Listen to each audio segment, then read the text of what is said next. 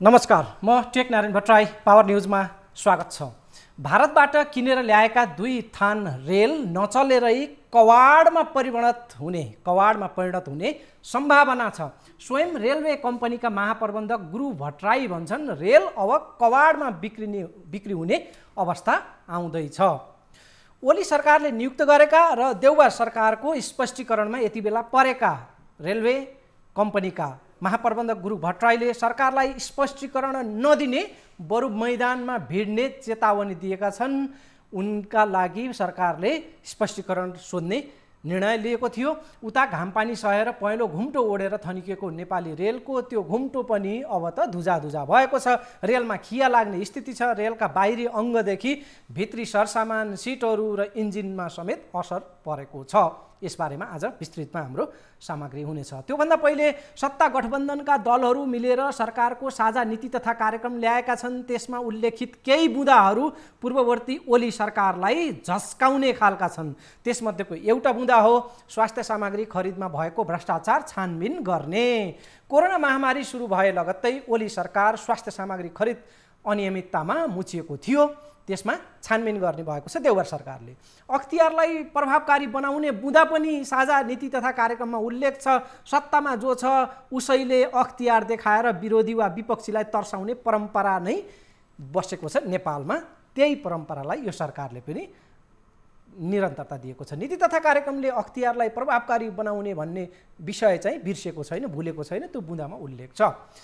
नीति विपरीत मेडिकल कलेजहरूलाई स्वीकृति दिने ओली सरकारको निर्णयलाई पनि पुनरावलोकन गर्ने गठबन्धन सरकारले स्पष्ट जनाउ दिएको छ र बुँदामै त्यसलाई उल्लेख गरेको छ। ओली सरकारले झापाको बीएनसी अस्पताललाई मेडिकल कलेजको मान्यता दिने निर्णय गरेको थियो। स्वयं प्रधानमन्त्री केपी शर्मा ओली झापा पुगेर अस्पतालको औपचारिक एउटा उद्घाटनको कार्यक्रममा मेडिकल कलेजको मान्यता हामीले दिनेछौँ भनेर सार्वजनिक वक्तव्यमै त्यो कुरा उल्लेख गरेका थिए। सञ्चालक दुर्गा परसाईको प्रशंसा समेत ओलीले मनज्ञ शब्द खर्चेर गरेका थिए।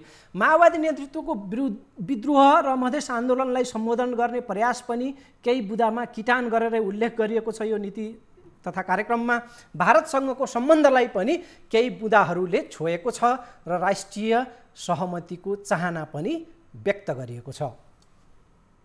राज्यको नीति विपरीत मेडिकल कलेजहरूलाई दिएका सम्बन्धनको पुनरावलोकन गर्ने, चिकित्सा शिक्षाको नियामक निकायलाई प्रभावकारी बनाउने, स्वास्थ्य सामग्री खरिदमा भएको अनियमितताको छानबिन गर्ने र दोषी देखिएका व्यक्ति संस्थाहरू उप कानुनी कारबाही गर्ने, महँगी नियन्त्रण तथा भ्रष्टाचारको छानबिन र कारबाहीका लागि अग्रसरता लिने, अख्तियार दुरुपयोग अनुसन्धान आयोगलाई आवश्यक जनशक्ति र स्रोत साधन उपलब्ध गराउने, राष्ट्रिय सतर्कता केन्द्र जस्ता भ्रष्टाचार नियन्त्रण अङ्गहरूलाई प्रभावकारी बनाउने, सरकार र नेकपा माओवादी बीच भएको वृहत शान्ति सम्झौता तथा मधेस आन्दोलन लगायत विभिन्न पक्षहरूसँग भएका सहमति र सम्झौताहरूको कार्यान्वयन गर्ने, सशस्त्र सङ्घर्षको सन्दर्भमा गिरफ्तार गरिएका बन्दीहरूलाई वृहत शान्ति सम्झौताको भावनाअनुसार रिहा गर्ने, भूपरिवेष्टित देशको अधिकार सुनिश्चित गर्ने, ठुला र साना देशहरूबीच सार्वभौम समानताको आधारमा व्यवहार हुने तथा एक अर्काको आन्तरिक मामिलामा हस्तक्षेप नगर्ने नीतिको पक्ष पोषण गर्ने, राष्ट्रिय हितको रक्षा गर्ने एवं जनताको समृद्धिका लागि स्वतन्त्र र सन्तुलित परराष्ट्र नीति अवलम्बन गर्ने, आपसी संवाद, सहमति र सहकार्यको संस्कृतिको विकास गर्दै राष्ट्रिय एकता सुदृढ गर्ने, साझा न्यूनतम कार्यक्रमलाई कार्यान्वयनका लागि सरकारले राष्ट्रिय सहमतिको पहल गर्ने। दर्शकबिन, सरकारले साझा नीति तथा कार्यक्रम यता सार्वजनिक गरेको छ। यसको पुरजोर विरोध गर्दै ओली नेतृत्वको विपक्षी दल नेकपा एमाले आज भर्खरै केही बेर अगाडि केन्द्रीय कमिटीको बैठक सम्पन्न गरेको छ। नेकपा एमाले केन्द्रीय कमिटीको बैठक सम्पन्न भएको र त्यसका निर्णयहरू आज महत्त्वपूर्ण छ। त्यसलाई पनि हामीले जोड्नेछौँ। विधान महाधिवेशन गर्ने र त्यसको मिति तोक्ने काम भएको छ। माधव नेपाल पक्षले यो प्रक्रियाहरू रोक्नका लागि आग्रह गरेको थियो, तर ओली नेतृत्वको नेकपा एमाले अघि बढेको छ। साझा नीति तथा कार्यक्रमका बुँदाहरूमाथि केही टिप्पणी, केही आलोचनाहरू छन् र समसामयिक अहिले सरकारले गरेका निर्णयहरू उप र पुरानो पूर्ववर्ती सरकारले गरेका निर्णयहरू उल्टाउने जुन निर्णयहरू भएका छन् त्यसमा एकदमै क्षुब्ध प्रतिक्रियाहरू आएका छन् र त्यसका हामीले विस्तृतमा केही बेरमा फेरि जोड्नेछौँ। प्रवक्ता प्रदीप गेवालीको भनाइहरूलाई हामीले यहाँ जोड्नेछौँ। कोरोना महामारीले निम्त्याएको मानवीय सङ्कट समाधानलाई प्राथमिकता दिने कुरा नीति तथा कार्यक्रममा प्राथमिकताका साथ उल्लेख छ। नेपाली काङ्ग्रेस, नेकपा माओवादी केन्द्र र जनता समाजवादी पार्टी नेपाल तथा वर्तमान देउबा नेतृत्वको सरकारलाई समर्थन गर्ने दलहरूको सहमतिमा साझा नीति तथा कार्यक्रम ल्याइएको हो। साझा नीति तथा कार्यक्रम आएकै साइतमा यता केपी शर्मा ओली नेतृत्वको विपक्षी दल नेकपा एमाले भने आगो भएको छ। ओली सरकारका निर्णय एकपछि अर्को गरेर उल्ट्याउने देउबा सरकारका कदमले एमाले रुष्ट छ। देउबा सरकारका तत्तत निर्णयमा ओली नेतृत्वको दल एमाले तत्तत प्रतिक्रियाले आफ्नो प्रतिवादहरू अगाडि बढाइरहेको छ। प्रतिशोधपूर्ण ढङ्गले देउबा सरकार अघि बढेको भन्दै एमालेका बहुआयामिक विरोध र विमतिहरू प्रकट भइरहेका छन् विषयगत हिसाबले अनेक विषयमा। त्यसमध्येको एउटा विषय हो सत्तारूढ गठबन्धनले सरकार सञ्चालनका लागि गठन गर्ने भनेको उच्च स्तरीय राजनीतिक संयन्त्र विपक्षी एमालेलाई पटक्कै मन परेको छैन। राष्ट्रिय सभा सदस्य विमला राई पौडेलको यो विरोध त्यसको जनाउ हो। दलले राजनीतिक संयन्त्र बनाउँदैछ र यसले प्रधानमन्त्रीलाई निर्देशित गर्छ। प्रधानमन्त्री कोसँग जिम्मेवार हुने? संसदप्रति जवाफदेही हुने कि गठबन्धनको राजनीतिक संयन्त्रप्रति जवाफदेही हुने? गठबन्धनको राजनीतिक संयन्त्रलाई संविधानले चिन्छ? कहाँनिर चिन्छ? के भूमिका हो त्यसको? अनि प्रधानमन्त्री छान्ने संसदले, अनि प्रधानमन्त्रीको हात खुट्टा सबै बाँधेर अनि संयन्त्रले चलाउने सरकार? त्यसो हो भने त कतिवटा गठबन्धनमा दल हुनुहुन्छ उहाँहरू जति नै प्रधानमन्त्री बनाउनु पर्यो। यो संसदीय पद्धतिलाई हास्यास्पद रूपमा गिज्याउने खालको काम किन गरिँदैछ?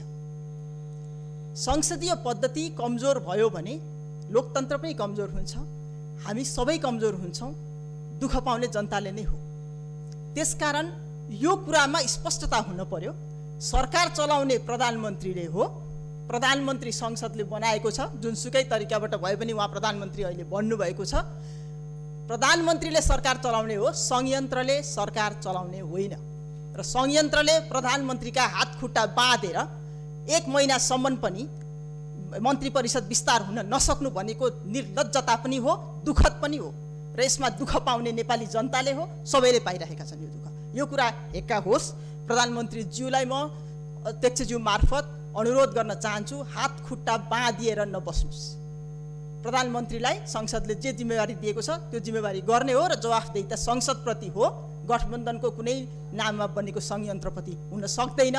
यो संयन्त्रलाई संविधानले चिन्दैन, संसदीय व्यवस्थाले चिन्दैन। पहिला भएको सरकारलाई अप्ठ्यारो अवस्थामा पुर्याइएको पनि यही संयन्त्रको मागले थियो र अहिले पनि यही संयन्त्रको माग आइरहेको छ र यसैले गर्दाखेरि मन्त्री परिषद पनि पूर्णता पाउन सकिरहेको छैन। त्यसैले उच्च स्तरीय राजनीतिक संयन्त्र बनाउनु पर्ने भन्दै यस अघिको पूर्ववर्ती ओली सरकारलाई पनि अप्ठ्यारोमा पारिएको आरोप उनले लगाएकी छन्। यो संयन्त्रले संसदलाई कमजोर पार्ने र मन्त्री परिषदलाई समेत छायामा पार्ने उनको तर्क छ। दर्शकबिन, यति बेलाको महत्त्वपूर्ण निर्णय भर्खरै हामीले यो प्रसारण गर्दै गर्दा नेकपा एमालेको केन्द्रीय कमिटीको बैठक सकिएको छ र त्यो बैठकपछिका निर्णय सार्वजनिक गर्नका लागि पार्टी प्रवक्ता प्रदीप गेवाली मिडियाका सामु प्रस्तुत भएका थिए। त्यसमध्येका केही हाइलाइटहरू र यति बेलाका महत्त्वपूर्ण निर्णयहरू र खास गरी प्रदीप गेवालीले माधव नेपालले पद लोलुप छैन भनेर दोस्रो अध्यक्षको प्रस्ताव जुन ओलीले पेश गरेका थिए त्यसलाई अस्वीकार गरेका कारणले अब एमाले अघि बढ्यो। उहाँहरूलाई कुर्ने समय अब धैर्यता त्यो हामीसँग छैन, हामीले आफ्ना खालका कार्यक्रमहरू तय गरेर अगाडि बढ्दैछौँ भन्ने प्रकारको प्रवक्ताको भनाइ छ। यो सुनौँ। केन्द्रीय कमिटीको 11औं बैठकले पार्टी विधानको व्यवस्था अनुसार 2078 साल भदौ 27 र 28 गते काठमाडौँमा पार्टीको विधान महाधिवेशन गर्ने निर्णय गरेको छ। यो प्रस्ताव स्थायी कमिटीले प्रस्तुत गरेको हो। पार्टी अध्यक्ष कमरेड केपी शर्मा ओलीको अध्यक्षतामा राजनीतिक प्रतिवेदन मस्यौदा समिति, महासचिव कमरेश्वर पोखरेलको नेतृत्वमा संयोजनमा संगठनात्मक प्रस्ताव मस्यौदा समिति, संगठन विभाग प्रमुख कमरेड विष्णु पौडेलको नेतृत्वमा विधान संशोधन मस्यौदा प्रस्ताव समिति र पार्टी नेता कमरेड रामबहादुर थापाको नेतृत्वमा व्यवस्थापन समिति गठन गरिएको छ। केन्द्रीय कमिटी 225 सदस्यीय हुने र त्यसमा अध्यक्ष 1 जना, उपाध्यक्ष 2 जना, महासचिव 1 जना, उपमहासचिव 2 जना र सचिवहरू 7 जना रहने गरिकन केन्द्रीय कमिटीको यो नयाँ संरचनाको प्रस्ताव गरेका छौँ र पार्टीमा संविधानको स्पिरिट अनुसार राजनीतिक दल सम्बन्धी ऐनको स्पिरिट अनुसार समावेशिता हामीले सचिव पदबाट हामीले क्रमशः त्यहाँबाट ग्रुम गर्दै जाने गरिकन त्यसको व्यवस्था गरेका छौँ। पहिले हाम्रो केन्द्रीय कमिटीभित्र 3टा टायरहरू हुन्थ्यो, केन्द्रीय कमिटी, पोलिट ब्युरो र स्थायी कमिटी। अब केन्द्रीय कमिटी र पोलिट ब्युरो रहने र सानो एउटा सचिवालय रहने खालको प्रबन्धको प्रस्ताव गरिएको छ। अहिले तपाईँहरूको यो गतिविधि हेर्दाखेरि तपाईँहरू महाधिवेशनमा तीव्र रूपमा लागेको देखिन्छ। एक पक्ष चाहिँ अहिलेसम्म तपाईँहरूले डाकेको बैठकमा उहाँलाई खबर गरे पनि आइरहेको अवस्था छैन। उनीहरूलाई चाहिँ सँगै लाने सम्भावना अब छिन भन्दै गएको हो। अब छिड या बलियो म त्यस्तो त कमेन्ट गर्न चाहन्छु। अब कस्तो भएको छ हामीलाई अहिले कठिनाइ भने नि साथीहरूले जेठ 2 मा फर्केपछि सबै चिज ठिकठाक हुन्छ भन्नुभयो। त्यही आधारमा 10 मुदे सहमति भयो, मतलब प्रस्ताव पारित भयो। कमिटीले 10 मुदेलाई अन गर्यो, त्यसलाई अनुमोदन गर्यो, त्यसलाई कार्यान्वयन गर्ने निर्णय गर्यो।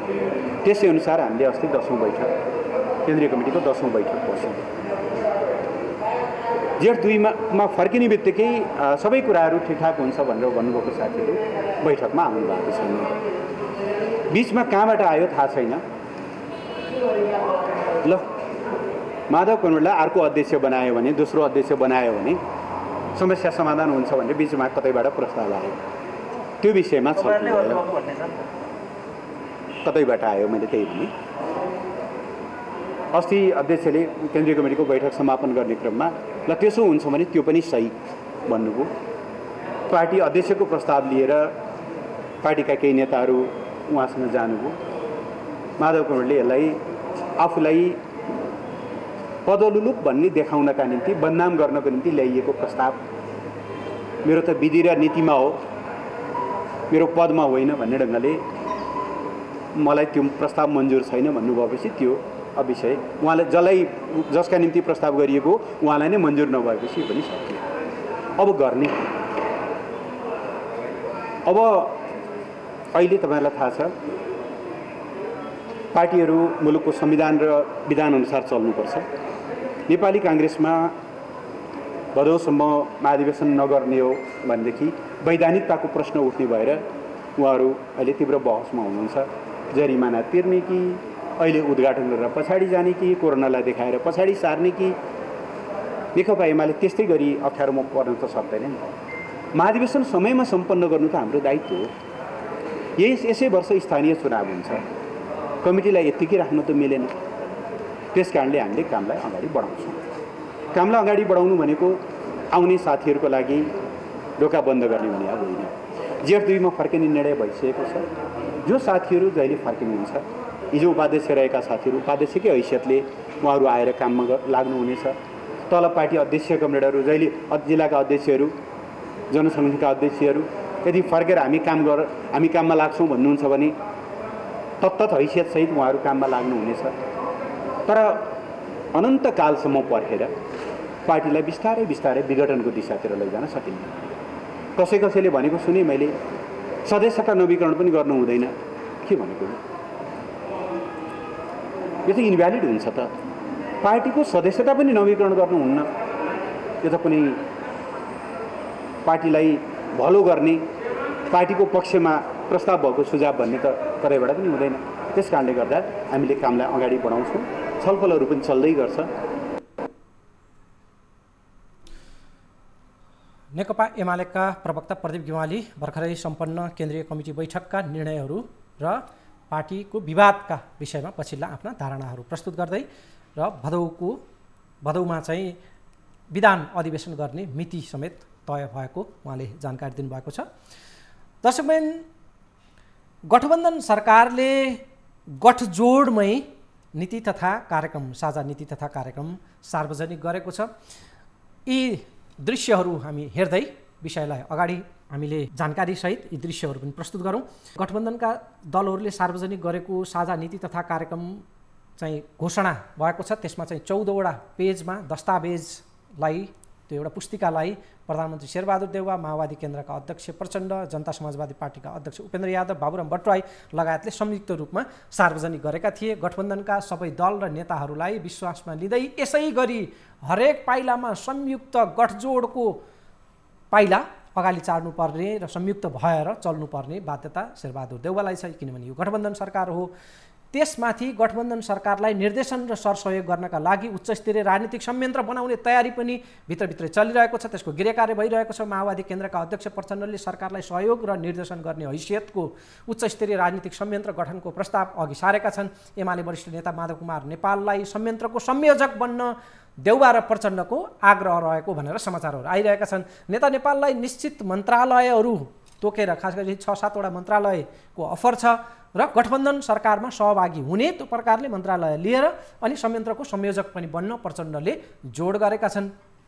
विप्लव माओवादी मोहन वैद्यको नेतृत्वको विश्वभक्त दुलाल आहुति लगायतको कम्युनिस्ट पार्टीहरू मिलाएर समाजवादी केन्द्र बनाउने गृह कार्यमा समेत प्रचण्ड लागेका छन् र त्यसमा माधव नेपाललाई पनि सामेल हुन उनले आग्रह गरिरहेका छन्। प्रचण्ड, माधव नेपाल, बाबुराम भट्टराई, उपेन्द्र यादव लगायत साना कम्युनिस्ट घटकहरू पार्टीहरूलाई समेटेर बृहत एकतासहित अघि बढ्न सक्ने अवस्था पनि बन्दै गएको जानकारहरू बताउँछन् र त्यसमा प्रचण्डले गृह कार्य गरिरहेका भनेर समाचारहरू आइरहेका छन्। प्रचण्डले माधव नेपालसँग सहकार्यको लागि निकै लालसा यति बेला देखाइरहेका छन्। पार्टी नै मिलाएर जान सकिन्छ भने पहिलो जोड त त्यसैमा हुनेछ। यदि त्यो हुन सकेन भने चुनावमा माधव पक्षसँग तालमेल गर्ने योजनामा छन्। प्रचण्ड, माधव र उपेन्द्र मिलेर चुनावी तालमेल गर्ने सम्भावना पनि रहेको राजनीतिक वृत्तमा चर्चा छ। त्यसैले पनि माधव नेपाल यति बेला ओलीसँग झुकेर वा गलेर पार्टी एकता गर्ने पक्षमा देखिएका छैनन्। पार्टी विभाजनको ठोस किनारा नलाग्दासम्म केही समय पार्टी यसै गरी चल्ने तर ओलीसँग मिलेर जाने सम्भावना नरहेको माधव पक्षका हार्डलाइन नेताहरूले बताउने गरेका छन्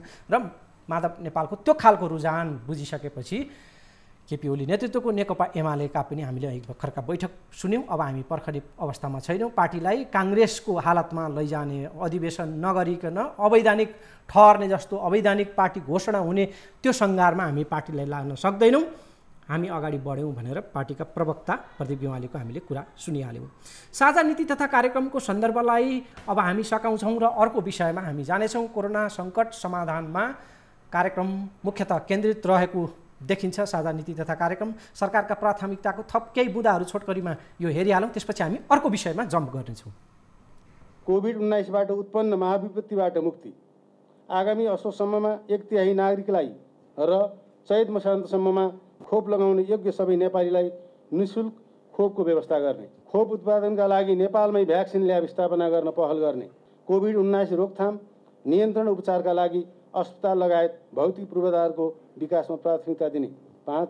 कोभिड-19 को सम्भावित तेस्रो लहरका सम्बन्धमा स्वास्थ्य सचेतना बढाउने, आवश्यक जनशक्ति र गुणस्तरीय सामग्रीहरूको व्यवस्था गर्ने, अक्सिजन र अन्य आवश्यक औषधिको आपूर्ति सुनिश्चित गर्ने तथा स्वास्थ्य संस्थाहरूको क्षमतामा अभिवृद्धि गर्ने। कोभिड-19 का कारण सङ्कटग्रस्त उद्योग, पर्यटन व्यवसाय, सञ्चार, यातायात, पार्टी प्यालेस, व्यायामशाला, सिनेमा तथा मनोरञ्जन उद्योग लगायतका क्षेत्रहरूको उत्थान तथा कोभिड-19बाट प्रभावित श्रमजीवी, विपन्न, बेरोजगार आदिको राहतका लागि विशेष आर्थिक प्याकेजको व्यवस्था गर्ने, बाढी, पहिरो, आगलागी तथा डुबान लगायतका विपत्तिमा परेका जनताको उद्धार, राहत तथा पुनर्स्थापना गर्ने।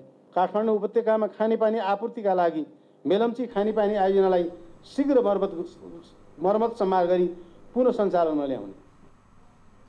देउवा सरकारको साझा नीति तथा कार्यक्रम प्रस्तुत भएको थियो र त्यसका केही हाइलाइटहरू हामीले यहाँ जोड्यौँ। दर्शकबिन, जनकपुरमा आएर थन्किएको नेपाली रेल चल्ने कहिले हो अत्तो पत्तो छैन, तर नेपाल रेलवे कम्पनीका महाप्रबन्धक गुरु भट्टराईको मुख भने यति बेला निकै चलेको छ, खास गरी सामाजिक सञ्जालमा। उनले आज काठमाडौँमा रहेको रेलवे विभागमा पत्रकार सम्मेलन गरेका छन् र सरकारले मागेको स्पष्टीकरणको त्यसको जवाफ नदिने प्रश्न पारेका छन्। हामीसँग यो लगायत अन्य समसामयिक सामग्रीहरू पनि हुनेछन्। केपी शर्मा ओली सरकारले गठन गरेको भूमि सम्बन्धी समस्या समाधान आयोगलाई शेरबहादुर देउवा नेतृत्वको सरकारले खारेज गरेपछि एमालेको विरोध आन्दोलन यति बेला चर्किँदै गएको छ। एमालेको भातृ सङ्गठन नेपाल भूमिहीन सुकुम्बासी सङ्गठनले आन्दोलनको नेतृत्व गरिरहेको छ र नेकपा एमालेका भातृ सङ्गठनहरू खास गरी युवा सङ्घ लगायतका त्यस आन्दोलनमा सहभागी छन्। भूमिहीन र सुकुम्बासीका समस्या समाधान गर्ने पहललाई देउवा सरकारले राजनीतिक प्रतिशोधका कारण उल्ट्याउन खोजेको आरोप आन्दोलनकारीको छ। आन्दोलनरत सङ्गठनकी अध्यक्ष तथा नेकपा एमाले संसदीय दलकी सचेतक शान्ता चौधरीले आन्दोलन चर्काउने चेतावनी दिएकी छन्। एमाले युवा सङ्घले गरेको अलि अस्तिको आन्दोलनमा एकजना युवाले घाँटीमा अलि मोटै सिक्री, सुनको सिक्री लगाएको तस्बिर निकै चर्चित बनेको थियो, भाइरल बनेको थियो। शान्ता चौधरीले त्यो तस्बिर उपर पनि सफाई प्रस्तुत गरेकी छन्। सुनौ। हिजो अस्ति एकजना भाइले सिक्री लगाएको फोटो आएछ। के गरिबहरूका लागि धनी मान्छेले बोल्न पाइँदैन? के गरिबहरूको लागि एउटा महल भएकोले बोल्दिन पाइँदैन? अहिले म भूमिहीन होइन, हिजोका दिनमा म भूमिहीन थिएँ। हिजो म कमैया थिएँ, म कमलरी थिएँ। आज मैले मेहनत गरेर दुःख गरेर जमिन एउटा बस्ने बास बनाएको छु। के म अहिले भूमिहीन होइन भनेर उहाँहरूको पक्षमा बोल्न नपाउने हुन्छ? त्यस कारणले यो सरकारले जे गरिराखेको छ, आजको दिनबाट देशव्यापी रूपमा आन्दोलन सुरु भएको छ। कुनै पनि हालतमा अब यो सरकारले अहिले विघटन गरेको भूमि समस्या समाधान आयोग पुनः फेरि यही यसैलाई कन्टिन्यू गर्नेछ भन्ने विश्वासका साथ, अब यदि त्यति पनि गरेन भने देशभरिका 16 लाख भूमिहीनहरू अब आन्दोलित हुन्छन्। आन्दोलन यसरी गर्छन् कि यो सरकारलाई घुरा टेकाएर छोड्छन्। त्यसकारणले भूमिहीनहरूलाई, सुकुम्बासीहरूलाई, जो जमिनमा श्रम गर्छ, जो जमिनमा खुन पसिना बगाउँछ, ती समुदायलाई अपमान गरेको अब यो सरकारले देख्नेछ। गरिबहरूलाई रुवाउने, भूमिहीनहरू सुकुम्बासीहरूलाई रुवाउने, उहाँहरूको अधिकारलाई वञ्चित गर्ने जुन दुष्प्रयास गरेको छ यो सरकारले, अब भूमिहीनहरू चुप लागेर बस्ने अवस्था छैन। उहाँहरू आफ्नो अधिकारको लागि गाउँबाट, बस्तीबाट उठ्दै हुनुहुन्छ। कोरोनाका कारणले गर्दाखेरि आज हामी सबैलाई सहभागी गराउन सकेनौँ। हामी फेरि यस्तै परिस्थितिलाई आत्मसात। भूमि व्यवस्थापनकै मामलामा एमाले उपाध्यक्ष एवं राष्ट्रिय सभा सदस्य वामदेव गौतमको पछिल्लो अभिव्यक्ति पनि यहाँ जोड्नु सान्दर्भिक हुनेछ। उनले जग्गा व्यक्तिको होइन सरकारको हुनुपर्ने तर्क प्रस्तुत गरेका छन्। सुनौ। भूमिहीन सुकुम्बासीको समस्या के हो? के जमिन पाउने नै हो? जमिनले मात्रै समस्या समाधान गर्छ? यो त जबसम्म नेपालको अथवा कुनै पनि देशको जमिनमाथि व्यक्तिगत स्वामित्व कायम हुन्छ, सुकुम्बासी बन्ने प्रक्रिया त्यहीँबाट सुरु हुन्छ। भूमिहीन बन्ने प्रक्रिया त्यहीँबाट सुरु हुन्छ। हाम्रो देशमा अहिले कृषि भूमि जम्मा 26 लाख हेक्टर छ। तर त्यो कृषि भूमिको टुक्रा कति भएको छ भन्दाखेरि पोहोर साल 4 करोड टुक्रा चाहिँ भइसकेका छ। त्यो 4 करोड टुक्रामा तपाईँले कसरी चाहिँ कृषि उत्पादन गर्नुहुन्छ र देशलाई आत्मनिर्भर बनाउनुहुन्छ? जबसम्म तपाईँले अत्याधुनिक प्रविधि प्रयोग गरेर त्यसलाई उत्पादनमा लैजानुहुन्न, भूमिलाई त्यसरी प्रयोग गर्न सक्नुहुन्न, तबसम्म उत्पादनमा हामी आत्मनिर्भर पनि हुन सक्दैनौँ। बाहिर पठाउने त कुरै छैन। 4 टुक्रा जमिनलाई हामीले मिसाउनु पर्दछ, चक्लाबन्दी गर्नुपर्दछ। त्यो सम्भव छ? छैन। त्यसो हो भने यो जमिन राज्यले किन्नु पर्दछ। पहिले जमिनदारीको आधारमा कृषि भूमि गएको हुनाले जफ्त गर्ने नीति थियो। तर अब नेपालको भूमि कृषि भूमि छ, त्यो एक टुक्रा पनि जमिनदारी जमिन छैन। त्यो सबै अनेक हिसाबले कमाएर, रगत पसिना बगाएर कमाएको पैसाबाट लिएको जमिन छ। त्यो जमिनलाई चलन चल्तीको भाउमा सरकारले खरिद गर्ने र अनि त्यसलाई लिजमा दिने र त्यो कहाँनिर कसरी उपयोग गर्ने हो भन्ने ठाउँमा हामी नजाँदासम्म हामीले जमिनको सदुपयोग पनि गर्न सक्दैनौँ र हामीले भूमिहीन र सुकुम्बासी जन्माउने प्रक्रिया पनि हामी बन्द गर्न सक्दैनौँ। यति बेला चर्केर उठेको छ सुकुम्बासीको मामला, त्यसैले पनि यसका केही सन्दर्भहरूलाई यहाँ जोड्नु सान्दर्भिक ठानिएको हो।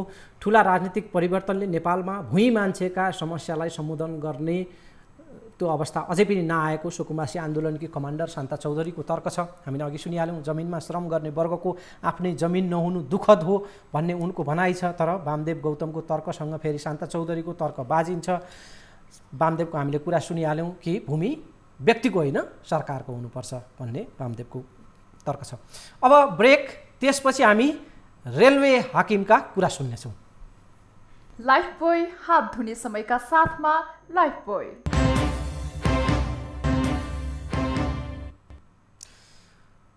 नेपालको जनकपुरमा आफैले किनेको रेल, नेपाली रेल आएर घुम्टोमा छोपिएको दिन, साता, महिना हुँदै वर्ष बित्यो, तर रेल चाहिँ अहिलेसम्म चलेको छैन। रेल ढाकिएको त्यो पहेँलो तिरपाल घाम पानी खाएर खुइलिएकै थियो उसै पनि, अब त त्यो च्यातिएर धुजा धुजा भएको छ। रेल ढाक्ने घुम्टोको त खासै चिन्ता भएन, त्यो त फेर्न सकिन्छ, त्यो सामान्य कुरा भयो। तर रेल कम्पनीका महाप्रबन्धक स्वयंले, उनको नाम हो गुरु भट्टराई, उनले नै रेल कवाडमा बिक्री गर्नुपर्ने दिन आउन सक्ने चेतावनी दिएका छन्। त्यो दिन अब आउने उनको चिन्ता छ। ओली सरकारले नियुक्त गरेका र अहिले देउवा सरकारले उनलाई स्पष्टीकरण सोधेर हटाउने तर्खर गरिरहेको अवस्था छ। उनी आज पत्रकार सम्मेलनमा आक्रोशित देखिए। उनको आक्रोश सामाजिक सञ्जालमा त पोखिँदै आएको थियो छताछुल्ल भएर। अहिले उनी आज पत्रकार सम्मेलनमै उनी प्रकट भएका छन् र आफ्ना कुराहरू राखेका छन्। आफूलाई हटाउने नियतले स्पष्टीकरण सोधिएको उनको दाबी छ र उनले यदि आफू हट्ने स्थिति आयो भने मैदानबाट त्यसको जवाब दिने चेतावनी समेत उनले दिएका छन्। उनको चेतावनी त आवेशको प्रतिक्रिया मानौला, तर उनले रेल नेपालमा अब चल्न मुस्किल भएको दाबी पनि गरेका छन्, किनकि उनी त स्वयं रेलवे प्रबन्धक हुन्, महाप्रबन्धक हुन्। कुन आधारमा उनले यो प्रकारको दाबी गरिरहेका छन्, उनको कुरा सुनौँ। म राजनीतिक विषयको जवाफ दिने ठाउँमा छैन। जसले मसँग जवाफ खोज्नु भएको छ उहाँहरूलाई मैदानमा गरी जवाफ दिने हो होइन। मैले प्रश्न भनेको छु, मैदानमा त्यसको जवाफ मैदानमा हुन्छ। मैले यो कुर्सीमा बसेर मैले राजनीतिक विषयको जवाफ दिन मिल्दैन। त्यस कारणले सरकारले सोधेको स्पष्टीकरणको जवाफ मैले जुन जुन चाहिँ विषय उठाएर मलाई स्पष्टीकरण सोधेको छ त्यो विषयको जवाफ मैले दिन्न र जुन चाहिँ कानुन अथवा विधि अनुसार मलाई सोधिएको स्पष्टीकरण सोधिएको छ त्यो विधिमा गएर तपाईँहरू पल्टाएर हेर्नुहोस्। त्यो विधिमा मलाई सोधेको विषय त्यहाँ छँदाबेलै छैन, कहीँ उल्लेखै छैन होइन। जे विधि कोड गरेर मलाई चाहिँ स्पष्टीकरण सोधेको छ त्यहाँ गएर त पढेर हेर्नुहोस् र मलाई सोधेको कन्टेन्टहरू तपाईँले हेर्नुभयो भने त्यहाँ तपाईँले केही पनि भेट्नुहुन्न। स्पष्टीकरण मलाई चाहिँ सामाजिक सञ्जालमा सरकारको विरोध गरेको, राजनीतिक दल र तिनका दलका नेताहरूको आलोचना गरेको मैले यसो ठ्याक्कै अब यो चाहिँ के भने सरकारी पत्र भएको भएर मैले पत्रै मैले दिन नमिल्ला फोटोकपी होइन, तर स्क्रिनसट लानुहुन्छ भने म दिन्छु, स्क्रिनसट म दिन्छु होइन। अब यो त्यो पनि नमिल्ने हो वास्तवमा होइन, यो गोप्य चिजहरू हो। तर अब मलाई के भने म पारदर्शी मान्छे हो।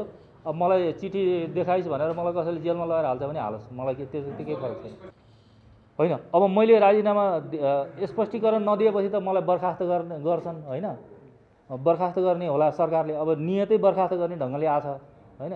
त्यसले मलाई बर्खास्त गर्ने भन्ने कुरासँग मलाई त्यति धेरै चिन्ताको विषय होइन। मेरो चिन्ताको विषय मैले दुःख गरेर यहाँसम्म जिरोबाट उठाएर यहाँसम्म लिएर आएको रेल, कमसेकम रेल चढ्नुपर्छ। त्यहाँ रेल चाहिँ त्यहाँ चल्ने कुरा मात्रै होइन, यो देशमा रेल प्रविधि भित्राउने कुरा पनि हो। त्यो चाहिँ यो त्यसमा चाहिँ डिस्टर्ब नहोस् भन्ने मेरो चाहना हो। र म अहिले पनि भन्छु केआरसिएलले योभन्दा अगाडि नै जसले चाहिँ रेल सञ्चालन मुख्य चाहिँ प्राविधिक सहयोग गर्ने आउने कम्पनी छ उसले मलाई पटक पटक भनिसकेको छ यो 9 महिना अगाडि मैले कोड गरेको प्राइसमा अब यो प्राइस कहाँ पुगिसक्यो। मैले अब यही चिजमा मैले चाहिँ जसलाई अर्डर गरेको छु सप्लायरले मलाई थ्रेटन गरिसक्यो। अब मैले तत्काल मैले पैसा पाएन भने मैले चाहिँ यो कन्ट्र्याक्ट चाहिँ मैले टर्मिनेट गर्नुपर्ने हुन्छ भनेर भनिसक्यो। अब साथीहरूलाई म एउटा कुरा प्रष्टसँग भनिदिन्छु, यदि केआरसिएलले यही कारणले गर्दाखेरि किनभने मैले पैसा पठाउनको निम्ति सबै कुरा व्यवस्था बजेट पैसा मसँग छ, बजेट मसँग छ, विनिमयको निम्ति राष्ट्र ब्याङ्कसँग मैले स्वीकृति पाइसकेको छु र मैले चेक लेखेर दिन मात्रै बाँकी हो। तर मैले रोकेको छु किनभने मलाई स्पष्टीकरण सोधिसकेपछि मैले चेक लेख्ने कि नलेख्ने मेरो नैतिक प्रश्न पनि भयो। मैले रोकेको छु र यो चेक के यो 2-4 दिन भित्रमा गएन भने केआरसिएलले कन्ट्र्याक्ट टर्मिनेट गर्ने सम्भावना छ। केआरसिएलले कन्ट्र्याक्ट टर्मिनेट गर्यो भने यो देशमा कुनै हालतमा पनि रेल चल्दैन र त्यो नयाँ 2टा रेल कवाडीमा बेच्नुपर्छ। कुनै हालतमा रेल चल्दैन। केआरसिएलले कन्ट्र्याक्ट टर्मिनेट गर्यो भने यो देशमा रेल चलाउने अर्को कुनै विकल्प छैन। मलाई स्पष्टीकरण सोधिसकेपछि निकाल्ने ढङ्गले बर्खास्त गर्ने ढङ्गले स्पष्टीकरण आछ भन्ने कुरा प्रष्टसँग सबै साथीभाइले बुझ्नुहोस्। मैले स्पष्टीकरण चाहिँ ओहो होइन यस्तो त भएको छैन, मैले त राम्रै गर्न खोजेको छु यो भनेर मैले जति तेल जलप लगाएर जे जवाफ दिए पनि त्यो जवाफ ठिक ढङ्गले आउँछ कि आउँदैन भनेर कुर्नेवाला छैनन् त्यहाँ होइन। त्यो पढेर निर्णय गर्नेवाला छैनन्, किनभने सोधिएको विषयहरू सबै राजनीतिक विषय छ। त्यस कारणले त्यो जवाफको कुनै अर्थ छैन। निकाल्ने भन्ने कुराबाट निर्देशित भएर आगो भएको भएर अब मैले चाहिँ त्यो पठाउनु पर्ने 8 करोड पैसा पठाउने कि नपठाउने म आफै चाहिँ दोधारमा भएँ। 9 महिना अगाडि दिएको प्राइसमा हामी काम गर्न सक्दैनौँ, मैले कन्ट्र्याक्ट टर्मिनेट गर्छु भनेर भनिसकेपछि अब यो प्रक्रियालाई जिरोबाट सुरु गर्नु पऱ्यो भने अर्को आएर पनि गर्न सक्ला। तर यो टर्मिनेट गरिसकेपछि केआरसिएल फेरि फर्केर आउँछ कि आउँदैन एउटा प्रश्न भयो। किनभने एउटा मात्रै कम्पनी छ, विचार गर्नुहोस्, एउटा मात्रै कम्पनीले रेल सञ्चालन गर्छ, हामीसँग अप्सन छैन। अर्को देशको कम्पनी तपाईँ ल्याउन सक्नुहुन्न। त्यस कारणले ऊ आउँछ कि आउँदैन एउटा प्रश्न भयो। आएन भने त कुरै सकियो, त्यो सम्भवै छैन, कबाडी हुन्छ रेल मैले भनिसकेँ। आयो भने पनि यो प्रक्रिया फेरि सुरु गर्नु पर्दाखेरि टर्मिनेट गरिसकेपछि फेरि जिरोबाट प्रक्रिया सुरु गर्नु पऱ्यो भने त अर्को 5 महिना लाग्छ, अर्को 6 महिना त रेल चल्नेवाला छैन। अनि नयाँ आएको मान्छेले अब यो सबै मैले हेर्नु त सबै ध्वजा पताका जोडेर कहाँबाट कर्मचारी यताबाट उता कोही ज्यालादारी कोही के भनेर यसरी सबै जोडेर लिएर आएको छु। अनि विदेशीहरूसँग त्यसरी कोर्डिनेट गरेर लिएर आएको छु। अब यो विषय नयाँ मान्छे आएपछि अफकोर्स उसलाई त त्यो अध्ययन गर्नै 4 महिना लाग्छ, कमसेकम 4-5 महिना उसलाई लाग्छ। अनि उसले बुझ्नै 4-5 महिना लाग्छ। अनि रेल सञ्चालन कसरी हुन्छ भन्नुहोस् त। रेलवे कम्पनीका महाप्रबन्धक गुरु भट्टराई नै भन्छन् हाम्रो रेल कवाडीमा जाने स्थितिमा छ। बर्सातको महिना जारी नै छ। एक बर्खा त थपक्क बसेर रुझेरै रेलले समय खपत गरेको छ। खुल्ला आकाशमुनि रहेको यो रेल खिया लाग्न सुरु भइसकेको छ। भारतबाट किनेर ल्याएको 2वटा रेल अहिले पार्किङमा तिरपालको घुम्टोभित्र थन्किएर राखिएको छ। तिरपालको घुम्टो कसरी च्यातिएको छ त्यो पनि हामीले देखायौँ। घामपानी र हावाहुरीले तिरपाल च्यातिएर रेलको अङ्ग प्रत्यङ्ग उदाङ्गै भएको छ। जनक नन्दनी गाउँपालिका 1 इनरुवामा राखिएको 2 सेट रेल सशस्त्र प्रहरीको निगरानीमा संरक्षणमा रहेको छ। पार्किङ अवस्थाकै रेलको स्याहार र रेखदेखका लागि रेलवेका 30 जना कर्मचारी खटिएका रेलवे कम्पनीको भनाइ छ। पर्याप्त तयारी बिना नै यो रेल नेपालमा ल्याइएको रेलवे कम्पनीका महाप्रबन्धककै भनाइ छ। उनले रेल सञ्चालन गर्ने कुनै पूर्वाधार नहुँदाकै अवस्थामा किनिएको त्यसको व्याख्याहरू गरेका छन्। उनले आफू पनि रेलको विषयमा जानकार व्यक्ति नभएको तर तत्कालीन प्रधानमन्त्री केपी शर्मा ओलीको आग्रहमा आफूले यो प्रकारको जिम्मेवारी सम्हालेको गुरु भट्टराईको भनाइ छ। उनले रेल सञ्चालनका लागि आफूले निकै पापड बेलेको दाबी पनि गरेका छन्। उनले पत्रकार सम्मेलनमा सुनाएका अधुरो रेल सञ्चालनका गाथा पनि केही सुनौँ।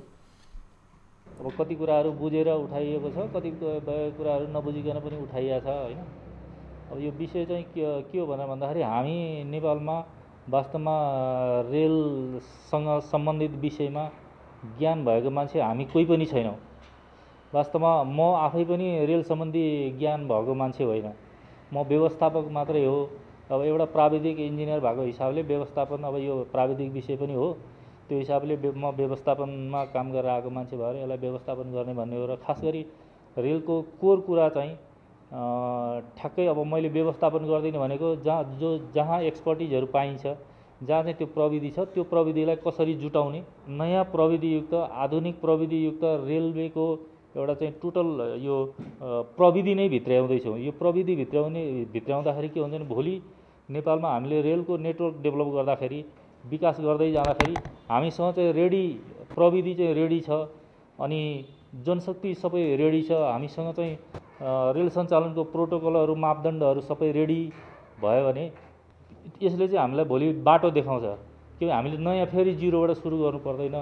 त्यस कारणले यो रेलवे सञ्चालनको विषय मात्रै नभएर यो चाहिँ सिङ्गो मुलुकलाई चाहिँ रेलवे युगमा प्रवेश गराउने भने सुरुङ युगमा जस्तै रेलवे युगमा प्रवेश गराउने एउटा द्वार पनि हो। त्यो हिसाबले यसको अलिकति महत्त्व छ। म बाहिर जागिर खान्थेँ, मैले जागिर चाहिँ अब बाहिर छोडेर अनि अब नेपालमै अब एउटा चाहिँ के भने विकासको लहर, अब यो राजनीतिक कुराहरू सबै सेटल भयो, विकासको लहर एउटा चल्ने भइसकेपछि कमसेकम आफ्नो व्यक्तिगत सुखको कुरा भन्दा पनि कमाइको कुरा भन्दा पनि मुलुकलाई केही योगदान गर्नुपर्छ भन्ने ढङ्गले म फर्केर आएको हो। योगदान गर्ने भनेको फेरि पदैमा बसेर योगदान गर्नुपर्छ, यहाँ पद चाहिन्छ भनेर आएकै होइन। अब साथीहरू सबैलाई थाहा छ, विदेशमा जागिर खाएर छोडेर आउने मान्छेले नेपालमा जतिसुकै ठुलो पद दिए पनि कति पैसा के पाउने हो र नि, त्यहाँबाट सुविधा केही पनि पाइँदैन। अब यहाँ विशुद्ध भोलिन्टियर गरे जस्तै काम गर्नुपर्ने हो। अब त्यसपछि म 76 पौषमा आइसकेपछि मैले 3-4 महिना म यसै बसेको थिएँ। त्यसपछि मलाई थाहा छैन, अब त्यसपछि कसले के इन्फर्मेसन दियो के भयो मलाई थाहा छैन। त्यसपछि प्रधानमन्त्रीज्यूसँग भेटघाटको एउटा अवसर जुर्यो। रेलवेको चाहिँ यो नेतृत्व तपाईँले गर्नु पर्यो भनेर प्रस्ताव चाहिँ आयो। अनि मैले चाहिँ वास्तवमा म अलिकति धेरै विषयतिर यो कलम चलाउने अथवा अरू यो विकास निर्माण सम्बन्धी धेरै विषयतिर हात हाल्ने भएको भएर अनि मैले चाहिँ यो एउटा ठाउँमा गएर म ट्र्यापमा पर्छु फेरि। अनि अरू विषयहरू मैले के पनि लेख्ने बोल्ने अथवा आफ्नो स्किलहरू बुझ्ने बुझाउने कुराहरू चाहिँ बन्द हुन्छ भने त्यस कारणले मलाई यो जिम्मेवारी भन्दा पनि म बाहिरै बसेर काम गर्छु भनेर मैले भनेको थिएँ। तर अब त्यस बेला के भन्यो, होइन अब यङ मान्छे, अब यसरी चाहिँ काम गरेर आएको मान्छे, स्किलफुल मान्छेले यो अलिकति स्क्रैचमा छ, जिरोमा भएको संस्था छ, यसलाई चाहिँ सुरुदेखि नै एउटा चाहिँ नयाँ ब्रेनले सुरुदेखि नै यसलाई उठाएर लग्यो भने एउटा सेप दिन सक्छ। त्यस कारणले यति जिम्मेवारी लिनुपर्छ भन्ने ढङ्गले फेरि कुराकानी आइसकेपछि मैले जिम्मेवारी स्वीकारेको हो। अनि म यता आइसकेपछि मैले भने नेपालले किनेको रेल एक त कन्ट्र्याक्ट चाहिँ त्यसै ह्याङ भएर बस्ने भयो। अब तेस्रोचोटि टाइम एक्सटेन्सन गर्नु पऱ्यो भने मन्त्री परिषदमा लानुपर्छ। यो खालको लफडा गर्नु हुँदैन। हामीले अब जसले चाहिँ निर्माण गर्यो उसलाई भुक्तानी दिएर हाम्रो रेल आफैले बुझेर हाम्रो भूमिमा राख्नुपर्छ भनेर मैले आफैले जोडबल गरेर मन्त्रीज्यूसँग पनि सल्लाह गरेर सम्मान्य प्रधानमन्त्रीज्यूसँग पनि त्यस बेलामा सरसल्लाह गरेर उहाँले चाहिँ मेरै जोडबलमा लिएर आउने भनेर भनिसकेपछि त्यसपछि रेल चाहिँ जनकपुर आयो। अब त्यो बेलाको उत्साह तपाईँहरू सबैलाई थाहा छँदैछ होइन, त्यहाँको पब्लिकको उत्साह एकदमै राम्रो उत्साह थियो। निकै तामझाम र प्रचारसहित आएको नेपाली रेलमा यति बेला जनचासो छ र त्यसमाथि महाप्रबन्धकलाई देउवा सरकारले स्पष्टीकरण सोधेपछि यसमा अझ बढी ध्यान तानिएको छ। यति बेलाका महत्त्वपूर्ण घटनाक्रमहरू के छन् त्यसमा केन्द्रित रहेर पावर न्युजका हामीले सामग्री प्रस्तुत गर्यौँ। निर्धारित समय सकिएको छ। अर्को अङ्कमा भेट्ने गरी बिदा हुन्छु। नमस्कार।